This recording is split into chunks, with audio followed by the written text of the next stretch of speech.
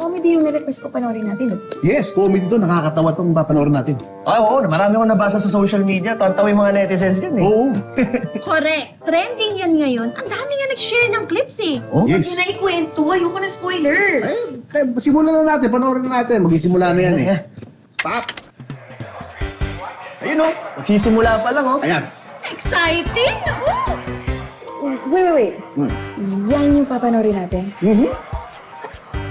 Akala ko ba movie? Hoy, wala sa usapan na movie. Ang usapan lang comedy. Eh, nakakatawa to. Comedy ba yan?